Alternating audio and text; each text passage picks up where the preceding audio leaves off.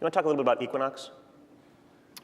Yeah, so Equinox actually reached out to us a while ago. So if you scroll down a little bit, Equinox, this is actually Equinox in Soho, and they reached out to us a while ago, and they were like, you are, what is this thing called Foursquare? People are checking in as soon as they come in. We want to do something interesting here. Maybe reward the person of the week or the person that comes here the most often every week with a free drink or something like that after their workout. It's kind of natural that you would want to do that. And it's just perfectly 49% men, 50% women, and 1% is undeclared? 1%, yeah, undeclared. People haven't actually thrown something out. But it's interesting to see, like, New York, because we have a dashboard across different venues, you can see, like, women prefer certain ones. Like, more women probably go to the gym at certain times. You could see the time breakdown, which I think is also neat.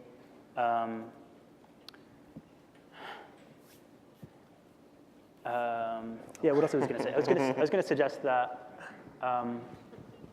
2 or 3 people have actually written in. So part of the idea of Foursquare is not just to have this to-do list or to learn from everyone else.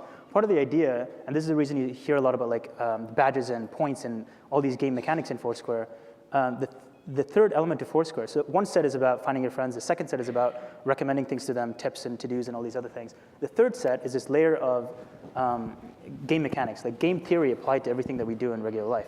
And Dennis and I were thinking, what if there was a way to kind of give a little reward, give a little something to people to change their behavior, right? If I gave you a progress bar, like LinkedIn does this, right? I don't know if you guys have noticed in your LinkedIn profile, there's always a progress bar there up in the upper right corner. And the progress bar basically tracks how well you've completed your profile. So if you fill in your education, the progress bar ticks up by 10 more %. If you fill in past work experience, another 25%. If you upload a profile photo, it's at 50%.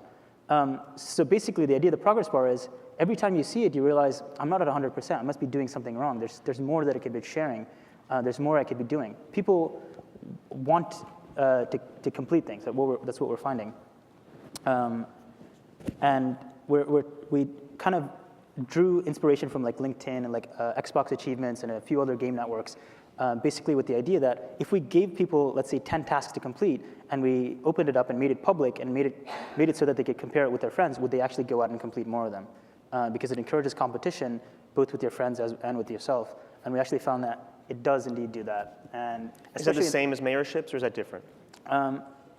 It's a little different than mayorships, and we're still constantly tweaking that code.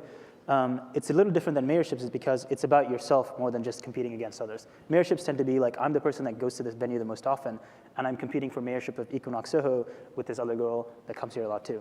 But the idea of badges and these progress bars that we're trying to do is the idea of like a personal best in running. You know, you never really win at running. There's no way anyone in the world can win and become the best in the world at running. You're briefly the best in the world, but there's always another record to set. And it's a little like that. I could tease out this idea of like a karaoke badge. You get a karaoke badge in Foursquare for going to 3 different karaoke places over the course of, actually it's open-ended now, over the course of the life of the badge. So if you go to 3 different places, you get the badge and you can show it off to your friends. And we actually found that people organize bar crawls and parties with the intent of going to unlock one of these badges. We've gotten a couple of tweets. We have another badge called Gym Rat, which is a badge you unlock if you go to the gym 20 times in a month. And people have actually written in over Twitter and emailed us at Foursquare, and they've said, it's kind of changed the way I'm looking at life because it's making me go to the gym. It's making me want to get this and show it off to my friends. I want to be the first among my network of friends to get this badge and to announce that I'm really fit, or I go do this more than they do. So there's clearly implications for advertisers and advertising and marketers. It reminds me of the first time I went to visit Procter & Gamble in 95 when they were just starting their, maybe 96, their interactive marketing group with Pete Blackshaw and Vivian Bechtold. I remember hearing from them that they weren't going to invest at scale in online media until they could prove that they were persuading people to change their behavior online. And that was a pretty high bar. And I think we're still trying to deal with attribution models online to demonstrate and to prove that that banner impression or that click is driving purchase of diapers or of Old Spice deodorant. what's really interesting to me about Foursquare and location-based social media advertising is that perhaps you have a better chance of actually demonstrating that you're changing people's behavior. Can you talk about that?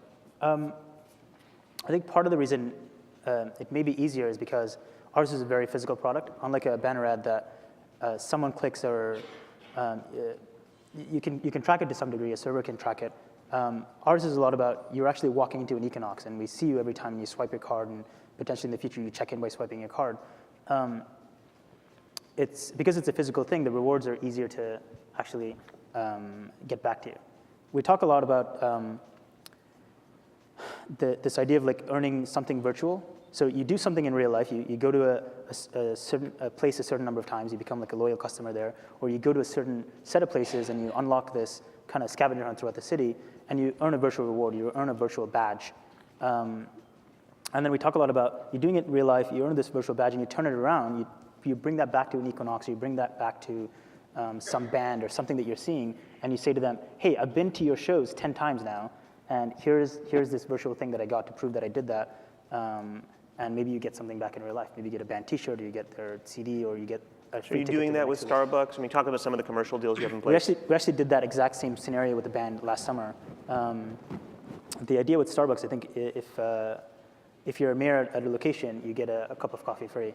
And we've been kind of working on this deal for 4 or 5 months. I don't remember how long it was. And earlier this month, we actually announced that we did this partnership with them where we're tracking in real time we have in our database all the Starbucks locations all across the US, and then we've tagged a lot of them as official so that users can't add fake ones and go in and check in and try to earn these rewards. So if you check into any of these official Starbucks, we can track that, send it back to them, and they will give you a free cup of coffee. And how do you price that? How do you mean? How do you charge an advertiser? So yeah, we're still figuring out a lot of those models, I guess. For the most part, we're in a very small period of growth, and big period of growth, but our network is still pretty small. That how many people? Can you just how many people are using Foursquare? Right now, Foursquare is at 700,000 users, probably 750,000 users. We were at something like 250,000 users at the beginning of the year, and a lot of the ramp up has been since then. It's been growing like crazy. We've been around for about a year, a little over a year. We launched publicly in March of last year.